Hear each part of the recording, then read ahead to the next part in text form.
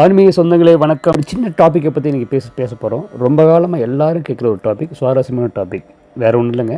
வீட்டில் சிலை வழிபாடு வைக்கலாமா வைக்கக்கூடாதா? அப்படியே வைக்கிறதா இருந்தாலும் எவ்வளோ இன்ச்சிலங்க வைக்கணும் அப்படிங்கிறது ரொம்ப எல்லோரும் கேட்குற ஒரு காமன் கொஸ்டின். ஆக்சுவலி ரொம்ப பெரியவங்கள்ட்டெல்லாம் கேட்டு, ஆச்சாரியர்கள்ட்டெல்லாம் கேட்ட பதில் தான் நம்மகிட்ட இப்போ கொடுக்க போகிறேன். இதை பற்றி விவாதம் கூட பண்ணலாம், தப்பே இல்லை. ஆனால் சுமூகமாக இருக்கணும். தெளிவுபடுத்துறதுக்காக ஒரு கேள்வி, கொஞ்சம் டைம் ஒதுக்குங்களேன் விஷயம். சரி, இதோட நோக்கம் என்ன? சிலை வழிபாடு ஏன் வந்துச்சு, அதோட அடிப்படை ஏன் வைக்கக்கூடாதுன்னு ஏன் சொன்னாங்கிறது தெரிஞ்சிட்டோம்னு வச்சுங்களேன், உங்களுக்கு ரொம்ப ஈஸியாக இருக்கும். உதாரணத்துக்கு சிலை வழிபாடு ஏன் கொண்டு வந்தாங்க அப்படின்னு கேட்டால், சாமின்னு ஒன்று இருக்குது, தப்பு பண்ணாத, அது பார்த்துக்கிட்டு இருக்குது, நீ எங்கே போனாலும் பார்த்துக்கிட்டு இருக்கு அப்படின்னு சமூகத்தை திருத்துறதுக்காக சிலை வழிபாடு கொண்டு வந்தாங்க இல்லையா? சாமி இருக்குங்கிறத உணர வைக்கணும். அப்போ தான் தன்னை உணர்ந்து இது பாவம் புண்ணியம் அப்படின்னு தன்னை திருத்திட்டு வாழ்வாங்க. அந்த சமூகம் திருந்தி வாழும். உதாரணத்துக்கு குரங்காக இருந்த மனிதர்கள், மிருகமாக இருந்த மனிதர்களை இப்போ மனிதர்களை மாற்றணும்னா எவ்வளோ புராண கதைகள், எவ்வளவு கடவுளோட நம்பிக்கையை உருவாக்கி அந்த சமூகத்தை கட்டமைச்சிருப்பாங்க இல்லையா? இதை கட்டமைக்கிற வேலையை யார் பார்த்தான்னு கேட்டால் அன்னைக்கு உண்ட மன்னர்கள். யார் மூலமாக செஞ்சாங்கன்னு கேட்டால் அன்னைக்கு உண்ட படித்த பிராமணர்கள். அவர்கள் தான் நமக்கு இந்து மதத்தோட ஆச்சாரியர்கள், ஆசிரியர்கள்னு சொல்கிறது. ஆக்சுவலாக அவங்க தான் அந்த வேலையை எடுத்துக்கிட்டாங்க.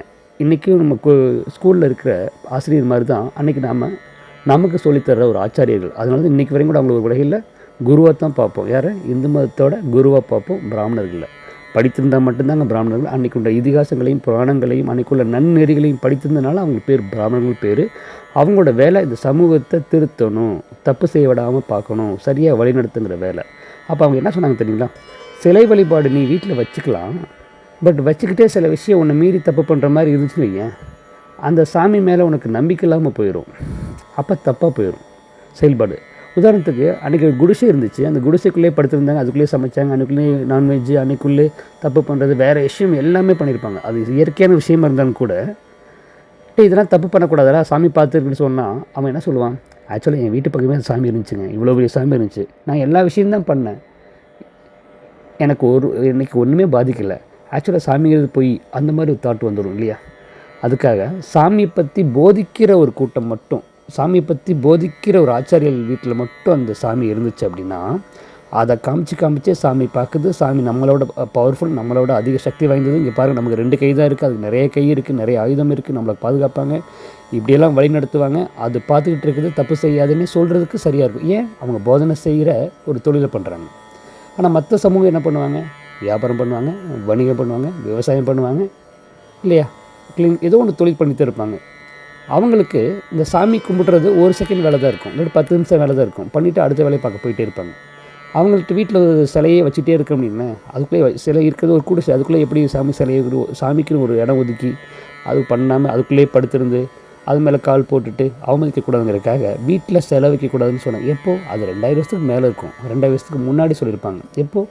வீட்டில் பூஜை இல்லாத இடத்துல, பூஜைன்னு ஒன்று கட்டாத சமூகத்தில் 2000 வருஷத்துக்கு முன்னாடி சொன்னது. ஏன்? இந்த மாதிரி சாமி அவமதிச்சிருக்கக்கூடாது. சாமியை அவமதிக்க ஆரம்பித்தா, மதிக்காமல் போயிட்டா பயம் விட்டு போயிடும். பயம் விட்டு போனால் கெட்டதில் செயல்படுறது தாராளமாக கிளம்பிடுவாங்க. என் வீட்லேயும் தாங்க சாமி இருக்குது, சும்மா கதையெல்லாம் விடாது, இங்கே ஒன்றும் பண்ணாதுங்கிற வந்துடும். அப்புறம் பாவ புண்ணியம் இல்லாமல் தப்பு பண்ண ஆரம்பிச்சிடுவாங்க. இதை தடுக்கிறதுக்காக வீட்டில் சிலை வழிபாடு கூடாதுன்னு சொன்னாங்க. சொல்கிறது புரியுங்களா? ஆனால் இப்போது எல்லாருமே அன்னைக்கு பிராமணர்கள் வீட்லேயும் மன்னர்கள் வீட்லேயும் இருந்தது மாதிரியே இப்போ எல்லார் வீட்லேயும் பூஜை ரூம் கட்ட ஆரம்பிச்சிட்டாங்க. ஆனால் அந்த பூஜை ரூமில் யார் இருக்கணும்? சாமி இருக்கணும் தானே. ஸோ சாமி வைக்கலாம், ஆனால் அதை அவமதிக்காத அளவுக்கு பார்த்துக்கணும். இப்போ கொஞ்சம் லிபரலாக கொஞ்சம் சின்ன சிலையாவது வைங்களேன், ஏன்னா நீங்கள் பூஜை ரூம் ஒன்று கட்டிட்டீங்க அப்படின்னு. அன்றைக்கி பூஜை ரூம் கட்ட சொல்லவே இல்லை. 2000 வருஷத்துக்கு முன்னாடி பூஜை ரூம் ஒன்று கட்டக்கூடாதுன்னு சொன்னாங்க, கூடவே சாமியையும் வைக்க வேண்டாம்னு சொன்னாங்க. அப்போ நாங்கள் சாமியை கும்பிடக்கூடாதான்னு அடுத்த கேள்வி வரும். நல்லா பார்த்துங்க, யாரையுமே கும்பிடக்கூடாதுன்னு சொல்லலை. ஆனால் உங்களை மாதிரி ஆட்கள், நம்ம மாதிரி ஆட்கள், பாமரர்கள் என்ன பண்ணுவோன்னா 10 நிமிஷம் சாமி கும்பிடுவோம், பல மணி நேரம் உழைக்க கிளம்பிடுவாங்க, போதனை வேலை நமக்கு கிடையாது. அப்படி என்ன பண்ணுவாங்க தெரியுங்களா? அந்த சுவாமியை எடுத்து தற்காலிகமாக வர வச்சு அதுக்கு தேவையான எல்லா உபச்சாரம் எல்லா சேவையும் செஞ்சு அப்புறம் சாமி மேலே நம்பிக்கை உருவாக்கி, உன் மேலே பாரத்தை போட்டு என்னோடய வேலையை செஞ்சுக்கிட்டே இருக்கிறேன், கூடவே வா, துணையாக வான்னு சொல்லி கும்பிட்டுட்டு மறுபடியும் நீ எங்கேருந்து வந்தாயோ அங்கேயே சென்று விடு அப்படின்னு சொல்லிட்டு பண்ணிடுவாங்க. அப்போ தற்காலிகமாக வர வைக்கிறது எப்படி வரப்பாங்க தெரியுங்களா? மஞ்சளை பிடிச்சி ஒரு விநாயகர் ரூபத்தில் வர வைப்பாங்க, மண்ணை பிடிச்சி வர வைப்பாங்க, நாட்டு பசங்க சாணத்தை பிடிச்சி வர வைப்பாங்க. அவ்வளோ ஏங்க, சாதாரண விளக்கேற்றி கூட அந்த விளக்கு ரூபத்தில் கூட வர வைப்பாங்க. சாமியை கும்பிட்டுட்டு மறுபடியும் விளக்க மலையேற்றிடுவாங்க. மலையேற்றி போயிட்டு வாங்க அப்படி சொல்லிடுவாங்க. என்ன சொல்லுவாங்க தெரியுமா? எங்கே உங்களுக்கு சௌகரியமான இடம் இருக்கோ அங்கே போயிடுங்க, நான் கூப்பிடும் மட்டும் வந்து எங்களுக்கு அருள் கொடுங்கன்னு சொல்கிற மாதிரியே மற்ற பாமரர்களுக்கு இந்த பழக்கம் கொண்டு வந்தாங்க. எதனால்? சாமியை உள்ளே வச்சுக்கிட்டே மற்ற விஷயம் பண்ணால் மரியாதைலாம் போயிடும் இல்லையா? அடுத்து வர்ற சந்ததியும் அது மதிக்காமல் போயிடுவாங்க, பயம் விட்டு போயிருங்கிறக்காக அன்றைக்கி ஒரு கட்டமைப்புக்காக கொண்டு வந்து தான், வேறு ஒன்றும் இல்லை. இப்போ உங்களுக்கால முடியுது, சாமிக்குன்னு ஒரு தனி இடம் ஒதுக்க முடியும், நேரம் ஒதுக்க முடியும், அதை அவமதிக்காமல் பாதுகாக்க முடியும், அடுத்த தலைமுறைக்கு கொண்டு செல்ல முடியும்னா உங்கள் வீட்டில் தாராளமாக சாமி சிலை வைக்கலாம். சரி, அடுத்த கேள்வி, என்ன மாதிரி சிலை வைக்கணும்? அப்படி ஐம்பொன் சிலை வைக்கலாமா வைக்கக்கூடாதா அப்படின்னு. ஐம்பொன் சிலை வைக்கவே கூடாதுங்க, வச்சா டெய்லி அபிஷேகம் பண்ணணுமா, இல்லாட்டி கண்ணை குத்திடுமா அப்படிங்கிற மாதிரி ஒரு டாக் பரவி கிடக்குதுங்க. நல்லா புரிஞ்சுக்கங்க, ஐம்பொன் சிலைங்கிறது ஒரு மருத்துவ குணம் முக்கியது. ஐம்பொன்கிறது என்ன? ஒரு மருத்துவ குணம். தசபாஷணம், நவபாஷணம், அதே மாதிரி அஷ்டபந்தனம், சாமியில் பிரதிஷ்டை பண்ணும்போது கோயில்கள்லாம் அஷ்டபந்தனம்னு சாத்துவாங்க பார்த்துறீங்களா? ஆக்சுவலாக தண்ணி மேலே ஊற்றுற வரையும் தீர்த்தம் கிடையாது. அது சில ஒரு மந்திர உபாசனம் சொல்லி ஒரு நம்பிக்கையை ஊட்டி, இப்படி ஒரு சாமி இருக்குது, இந்த தண்ணிக்கு ஒரு சக்தி இருக்குது, இது ஒரு விஷயத்தை செய்யும்னு சொல்லி அந்த விக்கிரகத்து மேலே ஊற்றி வரும்போது கூட பாதித்தான் அந்த தீர்த்தமாக இருக்கும். ஆனால் அதில் அஷ்டபந்தனத்தில் பட்டுச்சு வச்சுங்க, அந்த சிகப்பு கலரில் சாமியை சுற்றி ஒரு சிகப்பு கலர் சாந்து மாதிரி சாத்திருப்பாங்க பாரு. எல்லா கோயிலையும் விக்கிரகத்துக்கு கீழே ஒரு சிகப்பு கலரில் ஒன்று சாத்திருப்பாங்க பூச்சி, அதில் பட்டவனே மருந்தாக மாறிடும்.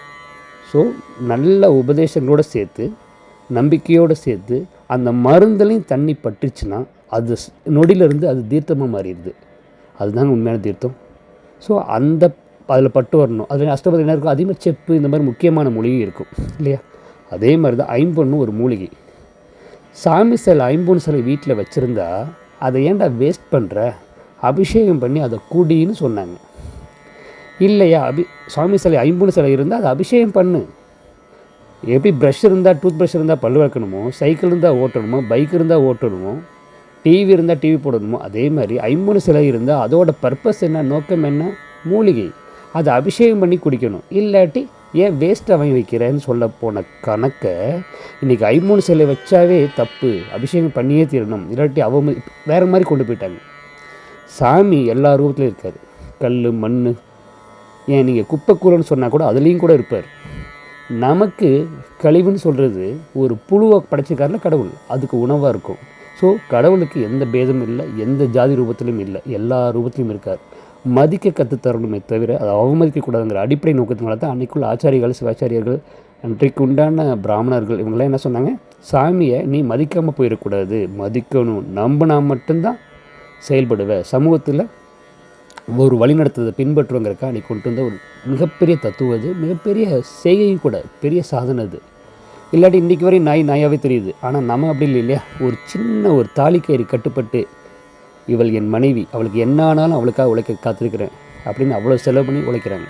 அந்த கயிறு கட்டுப்பட்டு இன்றைக்கி வரையும் மனைவி, இது என்னோட கணவர், அவருக்காக நான் சமூக செய்ய கடைசி வரை இருப்பேன் கொண்டு இருக்காங்கன்னா எவ்வளோ ஒரு தத்துவத்தில் எவ்வளோ ஒரு நம்பிக்கையை ஊட்டியிருக்காங்க இல்லையா? இந்த வேலையிலே செஞ்சது யார்?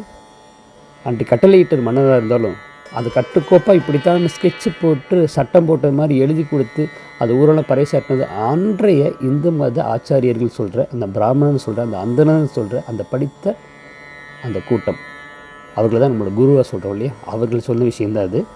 நல்ல விஷயம்.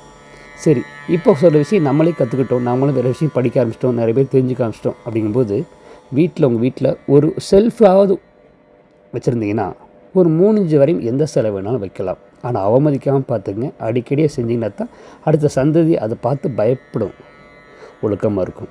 கேஷுவலாக வச்சிங்கன்னா அது நீங்கள் வைக்காமலே இருக்கலாம். அவமதிக்காமல் இருந்தால் புரியல சொல்கிறது. வீட்டில் கெஸ்ட்டை கூப்பிட்டுட்டு கால் மேலே கால் போட்டு சாப்பாடு கூட கொடுக்காமல் இருந்தால் நல்லாவும் இருக்கும். அதே மாதிரி தான் சாமின்னு வச்சா கொஞ்சம் மரியாதை கொடுங்க. அப்போ தான் பின்னாடி உள்ள உங்கள் குழந்தையும் பேரம்பிள்ளை பார்த்து சாமி உண்மையிலே இருக்குதுன்னு நம்பும்.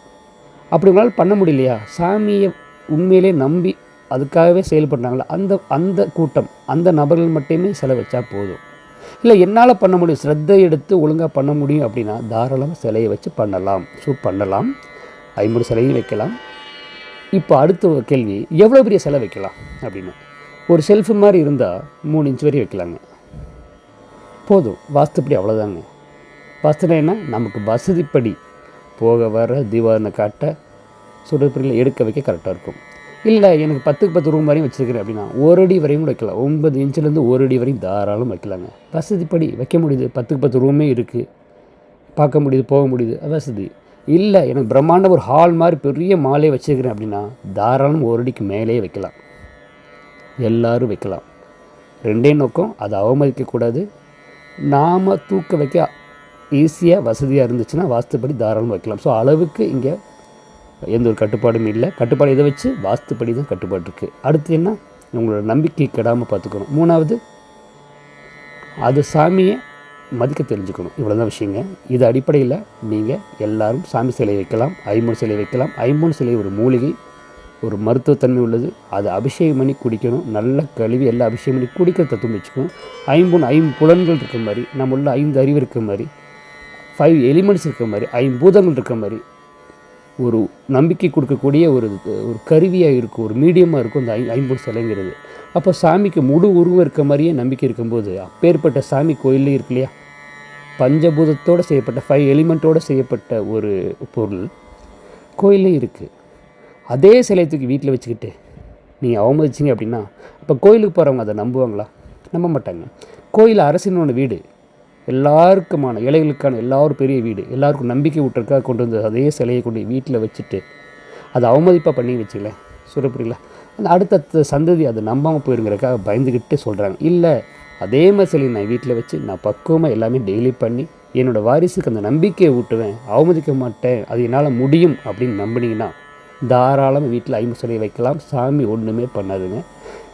டெய்லி நெய்வேத்தியம் பண்ணணுமா தம்பி அப்படின்னு கேட்டால் சாமி இருக்குது, அதுவும் சாப்பிடும்.